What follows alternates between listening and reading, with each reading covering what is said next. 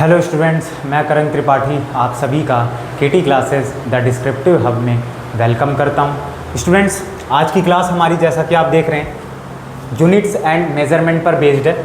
Class 11 का session start कर रहे हैं, है ना, फिज़िक्स से। और इसमें आप देख सकते हैं, पहले मैं चैप्टर का आपको इंट्रो दे देता हूँ। बढ़िया तरीके से समझेंगे सारी चीज़ों को। जैसे 9th में हमने बहुत सारी चीज़ें समझी है, 10th में हमने समझी हैं, 11th की केमिस्ट्री में मैंने आपको चाहे ऑर्गेनिक की बात करूं, चाहे इनऑर्गेनिक की, फिजिकल की, हर एक चीज़ कराई है मैंने आपको। फिजिक्स के भी कुछ चैप्टर्स मैंने अपलोड किए हैं 11th क्लास के भी। अब मैं पूरा सेशन एक तरीके से डिज़ाइन इस आपके सामने ऐसे कर रहा हूं कि 1 बाय 1 एकदम बेसिक से हम सारी चीज़ों को कवर करेंगे और ऑर्डर वाइज करेंगे, है ना।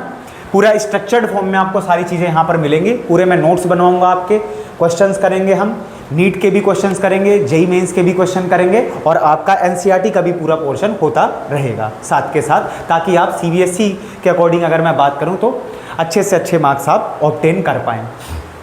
देखिए, चैप्टर फर्स्ट की अगर मैं आपसे बात करूं, यूनिट्स एंड मेजरमेंट की हम बात करते हैं, तो सबसे पहले हमें यहाँ पर कुछ क्वांटिटीज समझनी होती है। मतलब ये जो चैप्टर है आपका, ये आपको बेसिकली फिजिकल क्वांटिटीज़ की यहाँ पर आपको बात करनी होती है, ठीक है।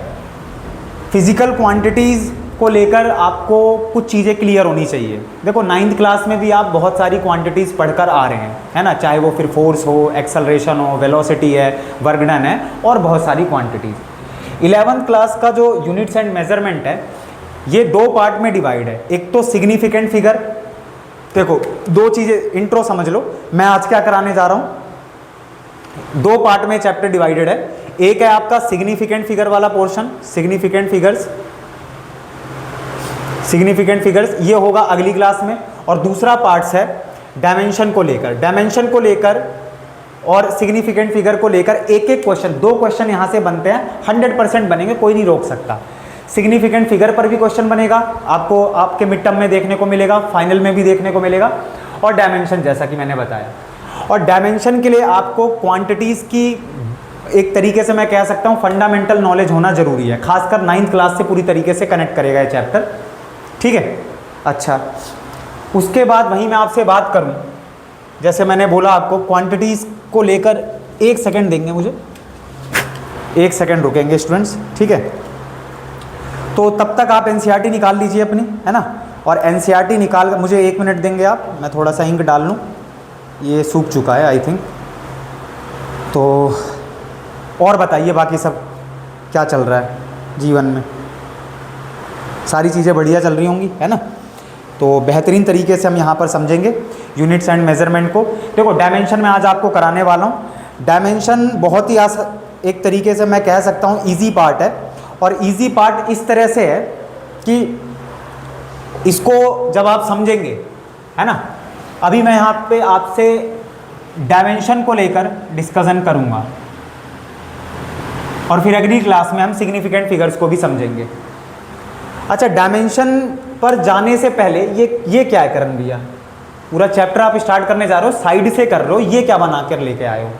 तो ये एक टेबल है, एनसीईआरटी ओपन करोगे तो वहाँ पर भी आपको देखने को मिलेगी। ये बड़ी खास टेबल है, और ये आपकी क्या है, एक तरीके से मैं फंडामेंटल यूनिट्स कह सकता हूँ। इनसे बेसिक और आपको कुछ नहीं मिलेगा, ठीक है। प्लेन एंगल वगैरह की भी हम बात करेंगे, है ना, 2 और हैं जिनके लिए हम एक तरीके से डिराइव करते हैं चीज़ें। लेकिन ये जो 7 मैं आपके सामने अभी डिस्कस कर रहा हूँ, ये इस दुनिया की सबसे बेसिक क्वांटिटीज़ में कह सकता हूँ। आप देख रहे हैं बेस क्वांटिटी, इसीलिए इनको कहते हैं फंडामेंटल क्वांटिटी है। इन्हीं से सारी फर्दर जो और फिजिकल क्वांटिटीज़ हैं वो डिराइव हुई हैं। गॉट इट और नॉट?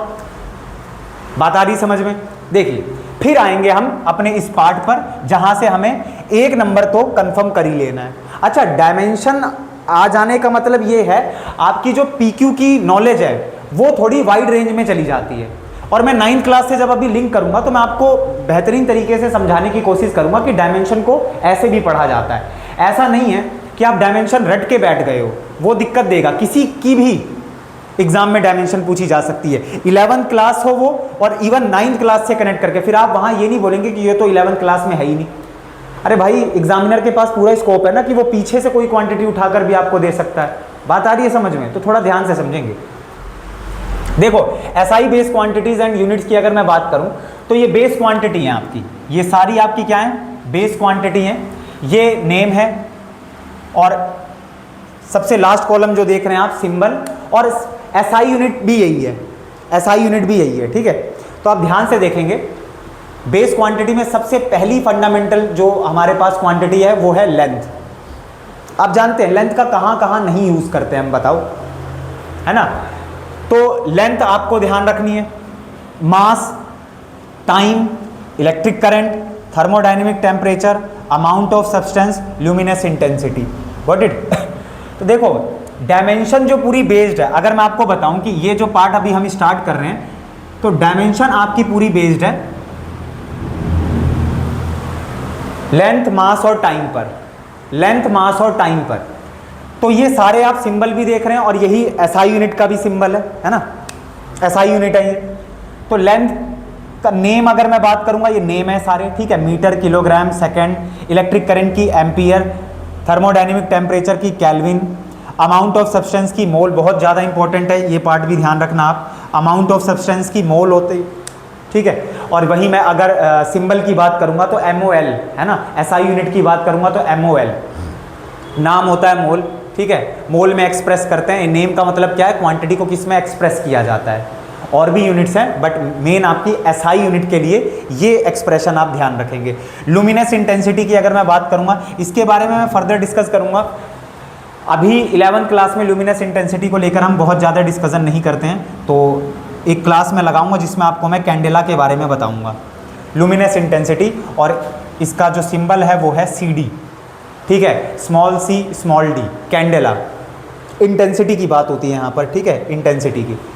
तो ये आप समझ पा रहे हैं। अब मैंने डायमेंशन की तरफ एरो किया है, शुरुआत की जो 3 फंडामेंटल क्वांटिटी आप देख रहे हैं। तो अगर मैं बात कर रहा हूँ मास की, तो मास के लिए किलोग्राम है और इसकी जो डायमेंशन यूज़ होती है, इसकी जो डायमेंशन यूज़ होती है वो है कैपिटल M। टाइम के लिए एसआई यूनिट है सेकेंड्स, स्मॉल s, और इसके लिए जो डायमेंशन यूज़ होती है वो है T। वहीं मैं अगर लेंथ की बात करूँगा तो एसआई यूनिट है मीटर, सिंबल यूज़ होता है स्मॉल m, और वहीं अगर मैं बात करूँगा डायमेंशन की तो डायमेंशन में हम L से डिनोट करते हैं, कैपिटल L, ठीक है, कैपिटल L। यहाँ तक नोट करिए। करण भैया बुक में है, अरे भाई बुक में है तो भी नोट कर लो, बुक में है तो भी नोट करो मेरे साथ, ठीक है, पूरे 30 सेकंड दे रहा हूँ मैं यहाँ पर।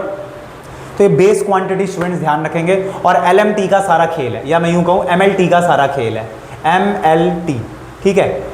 ये आपका डायमेंशन में ये तीनों क्वांटिटीज़ आपकी यूज़ होती हैं, और इनका ये सिंबल आप ध्यान रखेंगे MLT, और मैथ्स में इस ब्रैकेट को हम क्लोज्ड ब्रैकेट कहते हैं, इससे हम उसको बंद करते हैं।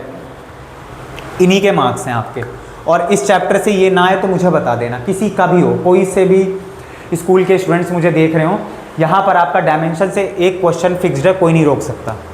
और मैंने बताया कि मैं जोड़ के इस तरीके से लिंक करके ऐसे पढ़ाऊंगा आपको कि 9th क्लास भी यहाँ पर रिवीजन आपकी होती रहेगी, है ना। तो 9th क्लास वाले भी देख सकते हैं भाई, अगर देखना चाहें तो। वैसे ऐसा हो सकता है कि ऊपर से जा रहा हो, ऊपर से बस यही वाला पार्ट है। अब मैं स्टार्ट कर रहा हूँ 9th क्लास, बेसिकली अब सारा पार्ट होगा 9th क्लास का।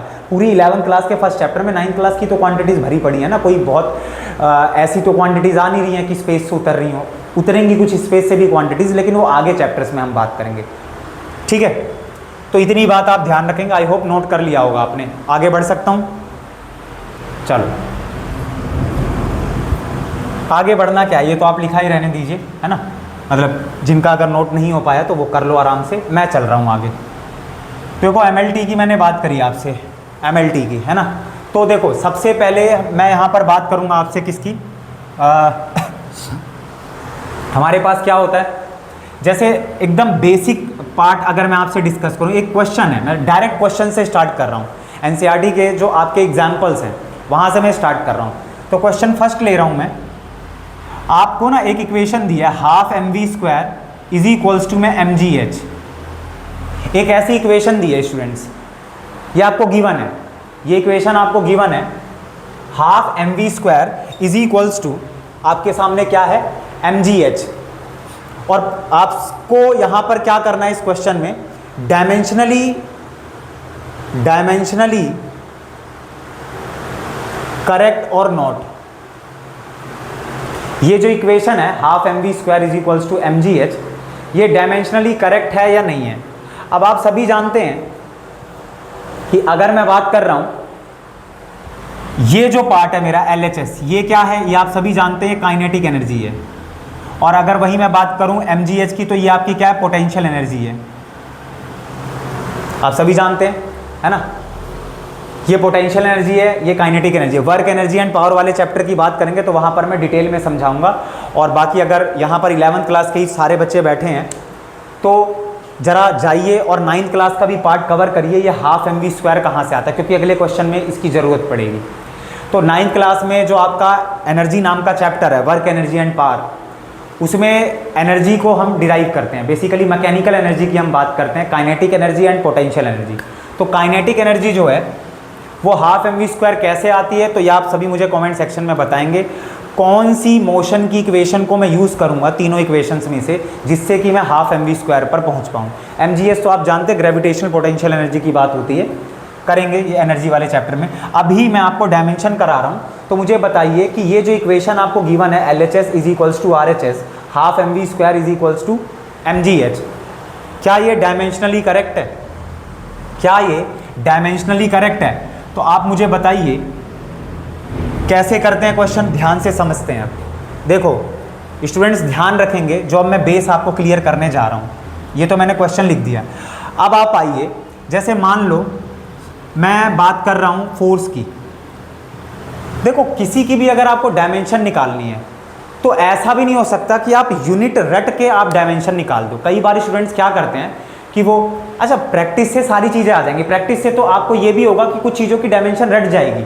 इतनी बार आप कुछ, मतलब जैसे मान लो बहुत सारे आपने 30-40 क्वेश्चंस लगा लिए, है ना, तो कुछ की डायमेंशन तो जैसे एनर्जी है, फोर्स है ना, आपका वेलोसिटी है, एक्सेलरेशन है, इनकी डायमेंशंस आपको रट जाएंगी। तो वो डिफ़ॉल्ट केस है कि आपने प्रैक्टिस करी कई बार और आपको डायमेंशन याद हो गई, वो एक केस है।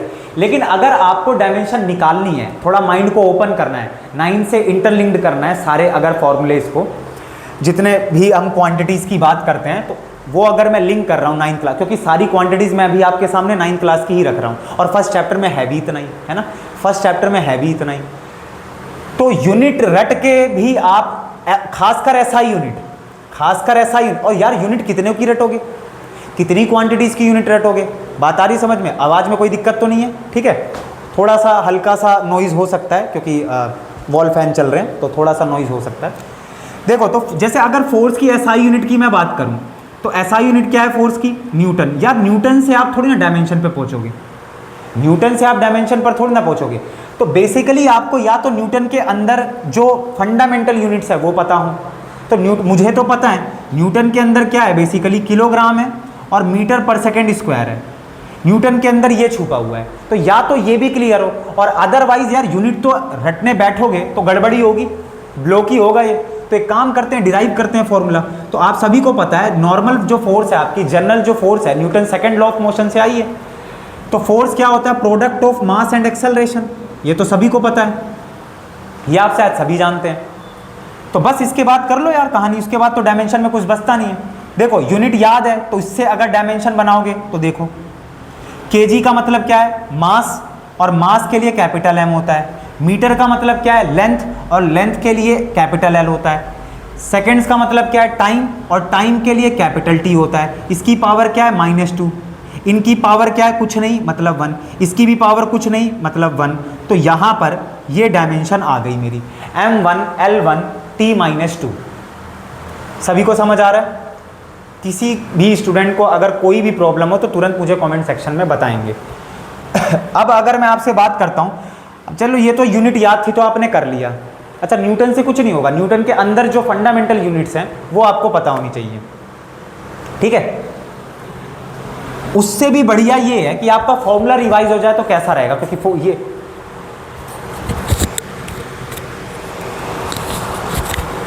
क्योंकि भाई देखो फोर्स का जो फॉर्मूला है वो तो आगे भी आप यूज़ करोगे, 11th क्लास में भी और 12th क्लास में भी, है ना।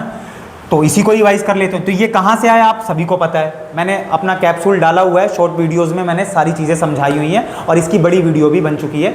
9th क्लास का आप सेशन जाकर अच्छे से अटेंड कर सकते हैं। फोर्स क्या होता है? Product of mass and acceleration. तो मास का मतलब क्या, m का मतलब क्या है भाई? इस m का मतलब क्या? ये मास है, तो मास की क्या होती है? मास की यूनिट क्या होती है? kg। एक्सेलरेशन की यूनिट क्या इनटू में है, यानी इसी के साथ आ जाएगा। एक्सेलरेशन की यूनिट क्या होती है? मीटर पर सेकंड स्क्वायर। तो देखो आपने फॉर्मूले से यूनिट को टारगेट किया और यूनिट से फिर डायमेंशन आ गई आपकी। बोलो समझ आ रहा है सभी को? इस तरीके से आपको सारी चीज़ें करनी है यहाँ पर डायमेंशन को लेकर। अब मैं ज़रा इस क्वेश्चन पर आ रहा हूँ, थोड़ा ध्यान से समझेंगे। अगर मैं आपसे बात कर रहा हूँ हाफ mv² mgh के बराबर है। अच्छा आपको पता है कि भाई जैसे हम एनर्जी की बात, डायमेंशनली करेक्ट है कि नहीं है? वैसे इक्वेशन गलत भी हो सकती है, बट आपको बेसिकली अभी डायमेंशनली यहाँ पर चीज़ें रखनी है। डायमेंशनली फॉर्म में ये इक्वेशन सही है या नहीं? और बिल्कुल सही होगा यार, सीधी सी बात है, यही है डायमेंशन का रूल। क्योंकि भाई ये भी एनर्जी है, भले कोई सी भी हो, और ये भी एनर्जी है। तो अगर दोनों एनर्जी हैं तो भाई सीधी सी बात है, उन दोनों की जो डायमेंशन होगी वो तो सेम ही होगी। आ जाओ, अगर मैं जैसे आपसे बात कर रहा हूं यहां पर कि भाई क्या होगा करण भैया, इतने में तो कर लिया होगा आप सभी ने, अगर थोड़ा बहुत भी बैकग्राउंड क्लियर है तो। देखो हाफ mv², देखो ये जो कांस्टेंट आपको दिख रहा है, ये जो न्यूमेरिक वैल्यू दिख रही है आपको, इसकी कोई भी डायमेंशन नहीं होती। हाफ, ये बात नोट करके लिख लो, ठीक है? आगे बढ़ूं, हाफ को हटाओ, mv² पर आओ। m का मतलब क्या है? ये मास है यानी kg। v का मतलब क्या है? वेलोसिटी। v का मतलब क्या है? वेलोसिटी। और वेलोसिटी की जो SI यूनिट होती है वो होती है मीटर पर सेकंड। मीटर पर सेकंड, या मैं इसको ऐसे भी लिख सकता हूं, या मैं इसको कैसे लिख सकता हूं? ms-1। तो m का मतलब क्या है? ये मास नहीं है। m का मतलब क्या? मैंने बोला मीटर पर सेकंड। मीटर का क्या है? Capital L। सेकंड का क्या है? Capital T -1। तो ये आ गया हमारे पास वेलोसिटी की। अच्छा, वेलोसिटी की यूनिट अगर आप भूल गए हो तो निकाल लो। वेलोसिटी क्या होता है? डिस्प्लेसमेंट अपॉन में टाइम टेकन। डिस्प्लेसमेंट अपॉन में टाइम टेकन। डिस्प्लेसमेंट की क्या होती है? Unit metre. नीचे टाइम है, ऊपर आएगा तो क्या हो जाएगा? s-1। तो इस तरीके से आप फॉर्मूले से यूनिट तक जा सकते हैं और यूनिट से फिर डायमेंशन। आप ये समझ पा रहे हैं 2 एरो में क्यों बार बार बना रहा हूँ? ठीक है, अब आओ, तो ये क्या है? ये मास है। हाफ mv² में ये m क्या है? ये बॉडी का मास है। तो मास की क्या होती है? Unit kg। वेलोसिटी की क्या होती है? बताओ भाई, वेलोसिटी की क्या होती है करण भैया? LT-1। LT-1 मैं कहूँगा बिल्कुल गलत हो आप, मैं कहूँगा बिल्कुल गलत हो आप। LT-1 कहीं से भी नहीं होती। कैसे नहीं होती? क्योंकि करण भैया यहाँ पर वेलोसिटी का स्क्वायर है। तो एक काम करते हैं, ये जो m का मतलब kg, पहले मैं यूनिट ही रख लेता हूँ, है ना? तो मास की क्या है? kg है। v की क्या होती है? v की यूनिट क्या है? SI यूनिट मीटर पर सेकंड। और v का क्या हो रहा है? स्क्वायर। तो यूनिट का भी क्या होगा? स्क्वायर। तो kg मीटर स्क्वायर सेकंड पर सेकंड स्क्वायर, ये तो आई इधर ये यूनिट। और इधर क्या आएगा? ये भी क्या है? बॉडी का मास है, जिसको आप एक हाइट तक ले गए हो। अरे भाई ना 11th वालों 9th पढ़कर बैठे हो तो जवाब दो, ठीक है? बताओ ये क्या है? आपका मास है, बॉडी का क्या है? ये मास। तो क्या है? kg। साथ में क्या है? g, small g। Small g और कैपिटल G में डिफरेंस क्या होता है? कमेंट सेक्शन में मुझे बताएंगे। तो स्मॉल g क्या है आपका? Acceleration due to gravity. Acceleration due to gravity का मतलब है ग्रेविटी हटाओ, है ये क्या?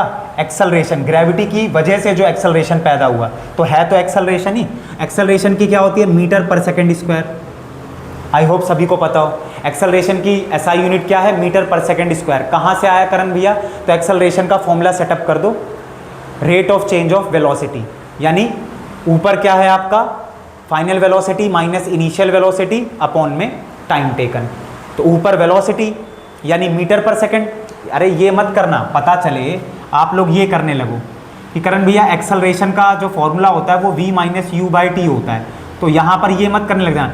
वेलोसिटी की SI unit ms-1, initial velocity की भी SI यूनिट ms-1 और अपॉन में टाइम की s। ये कैंसिल हो गया करण भैया, 0/s। भैया डायमेंशन तो कुछ है ही नहीं। अबे ठीक है, तो ऐसा नहीं होता, मतलब अगर आपके पास न्यूमरेटर या डिनोमिनेटर में माइनस या प्लस में अगर डायमेंशन आ गई है और वो सेम ही क्वांटिटी है, मतलब इनिशियल वेलोसिटी या फाइनल वेलोसिटी है तो वेलोसिटी, तो कभी भी डायमेंशन ऐड या सब्ट्रैक्ट नहीं होती। मेरी बात आ रही समझ में? कभी भी डायमेंशन ऐड या सब्ट्रैक्ट नहीं होती। तो अगर मैं आपसे एक्सेलरेशन की बात करूं, अगर मैं आपसे एक्सेलरेशन की बात करूं तो एक्सेलरेशन का मतलब क्या है? v minus you by T. इस v minus you by T का मतलब क्या है? Rate of change of velocity. Rate का मतलब होता है पर यूनिट टाइम और चेंज ऑफ वेलोसिटी का मतलब होता है फाइनल माइनस इनिशियल वेलोसिटी। तो एक्सेलरेशन की अगर मैं बात करूंगा तो ऊपर ये पूरा वेलोसिटी ट्रीट होगा, माइनस प्लस ये नहीं, पूरा वेलोसिटी है ऊपर, माइनस प्लस नहीं, ये भी वेलोसिटी ये भी वेलोसिटी, एक बार वेलोसिटी की आप यूनिट लिखेंगे तो ms माइनस वन, और नीचे से टाइम आएगा ऊपर तो s माइनस वन, तो ये हो जाएगा ms माइनस टू। इस तरीके से एक्सेलरेशन की SI यूनिट निकाल ली आपने। तो स्मॉल g क्या है आपका? Acceleration due to gravity. उसके बाद हाइट भी है। हाइट का मतलब क्या है? हाइट का मतलब क्या है? लेंथ की बात हो रही है, मतलब डिस्टेंस की बात हो रही है। तो डिस्टेंस की SI यूनिट क्या होती है? मीटर। और ये मीटर और ये मीटर, मीटर की पावर 2। तो जरा देखो यार, जब यूनिट सेम है, जब यूनिट सेम है तो इक्वेशन तो डायमेंशनली करेक्ट होगी ही होगी। केजी का मतलब क्या है? Capital M। m की पावर 2 का मतलब क्या है? l की पावर 2। s की पावर माइनस 2 का मतलब क्या है? t की पावर माइनस 2। पावर बोल लो या जो भी, t डायरेक्ट पावर बिना बोले, बिना ये वर्ड यूज़ करे भी आप डायरेक्ट ऐसे बोल सकते हो, m1 l2 t माइनस 2। और ऐसे यहाँ पर भी kg का मतलब क्या है? मास m1। मीटर का मतलब क्या है? लेंथ, लेंथ की 2। सेकेंड्स का मतलब क्या है? टाइम, s पे माइनस 2 है तो t माइनस 2। तो बिल्कुल हम कह सकते हैं yes, the above equation is totally dimensionally correct. बोलो, क्वेश्चन अच्छे से समझ आया? हालात तो नहीं है मेरे और आगे बढ़ने के, लेकिन बढ़ेंगे आगे, कोई बात नहीं। चलें आगे। देखो एक क्वेश्चन और करा दे रहा हूं मैं।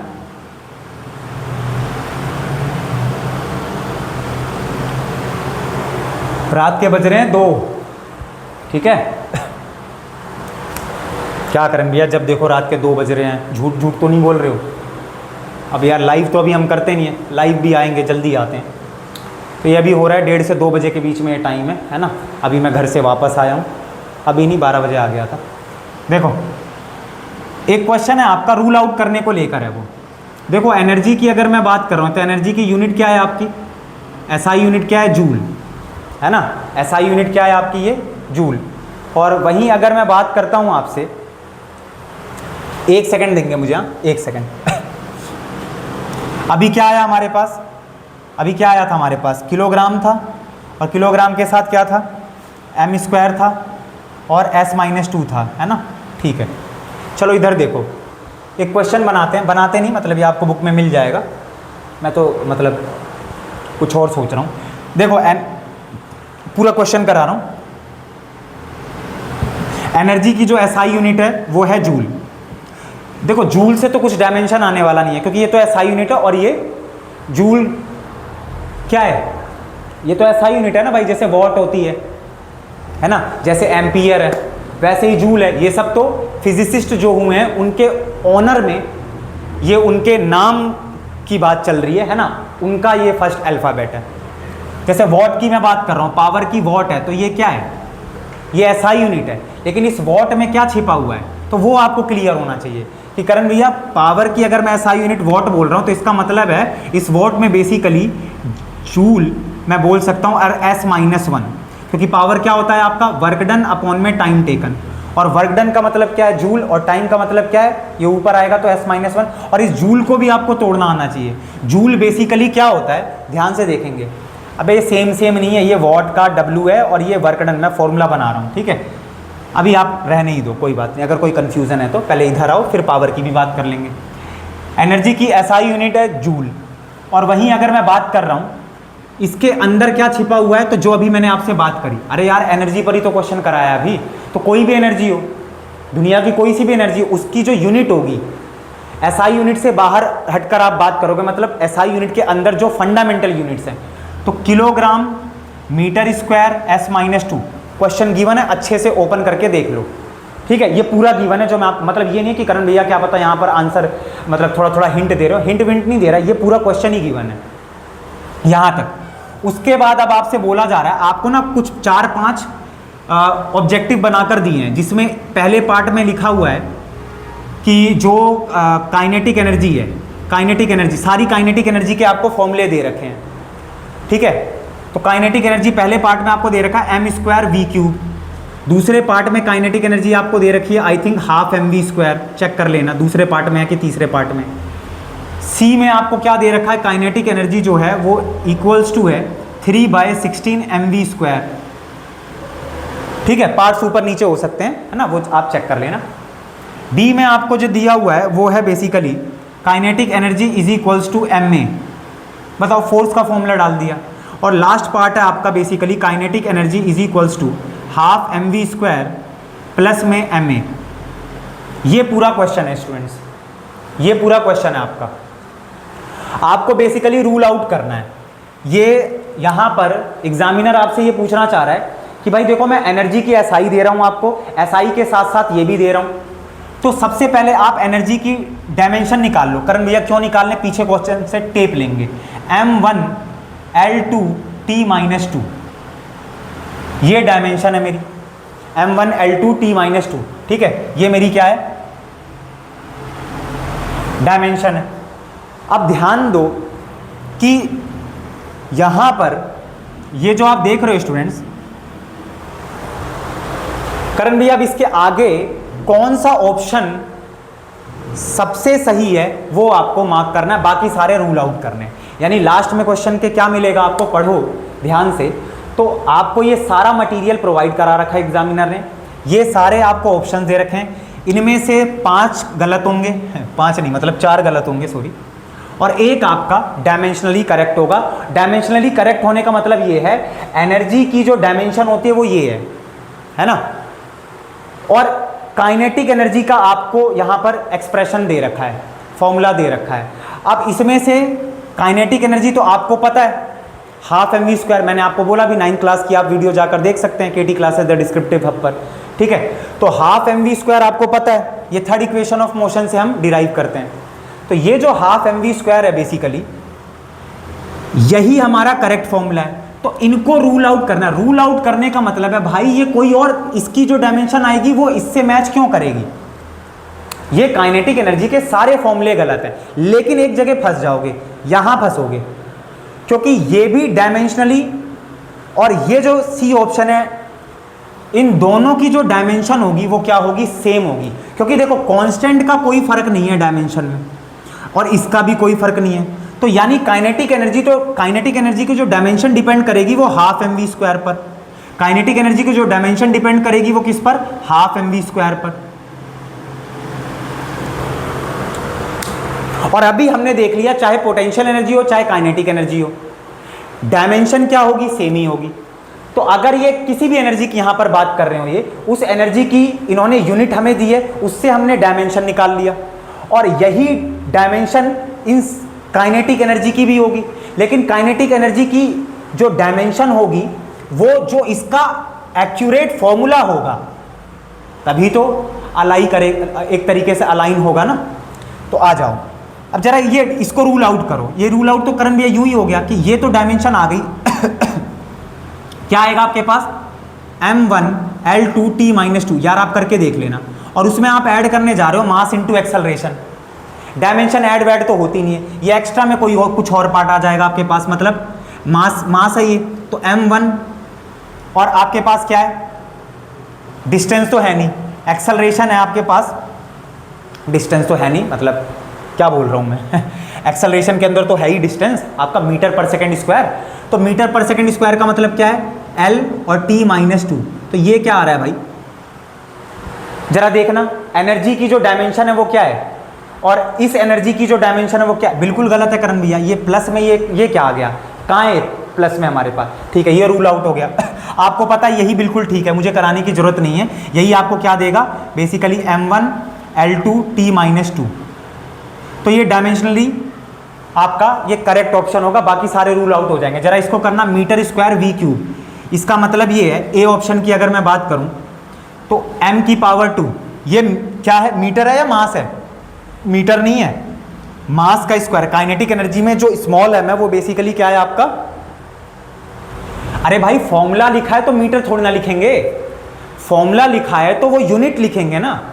यूनिट कह रहा हूं, मतलब क्वांटिटी होगी आपकी बेसिकली। किसी का भी कोई फॉर्मूला है तो उसके अंदर वो खुद एक क्वांटिटी है, और उसका जो RHS है उसमें भी क्या होंगी, क्वांटिटीज। उसके बाद मैं जब यूनिट में एक्सप्रेस करूंगा तब स्मॉल m का मतलब होगा मीटर। बात आ रही है समझ में? तो मास का स्क्वायर मतलब m2 और वेलोसिटी का क्यूब है, तो इसका मतलब वेलोसिटी होता क्या है, मीटर पर सेकेंड। इसका मतलब है LT-1, और LT-1 का मैं क्या कर दूं, बेसिकली क्या कर दूं, क्यूब कर दूं। तो यहां पर क्या आ जाएगा मेरे पास, L3T-3। तो L3T-3 ये क्या आ रहा है जरा देखो यार, खुद ही आप देखो।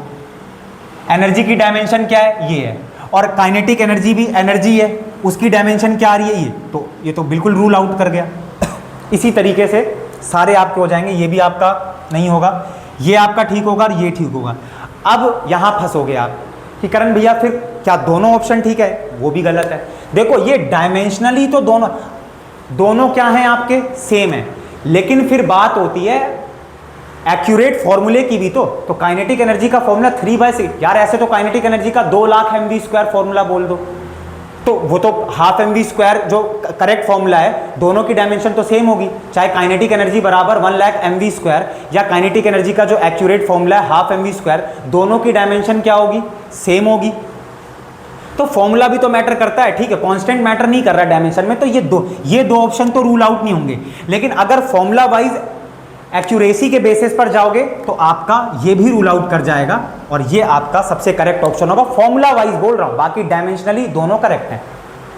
आ रही बात, क्योंकि इस कांस्टेंट का फर्क नहीं पड़ेगा, लेकिन आपको फॉर्मूला क्लियर होना चाहिए कि फॉर्मूला क्या होता है। ऐसे तो mgh का फॉर्मूला आप ऐसे बोल दो 2 mgh, भाई पोटेंशियल एनर्जी का फॉर्मूला आप बोल दो 2 mgh, तो पोटेंशियल एनर्जी का जो एक्यूरेट फॉर्मूला है mgh, और पोटेंशियल एनर्जी का जो गलत फॉर्मूला है 2 mgh, दोनों की डायमेंशन तो सेम है।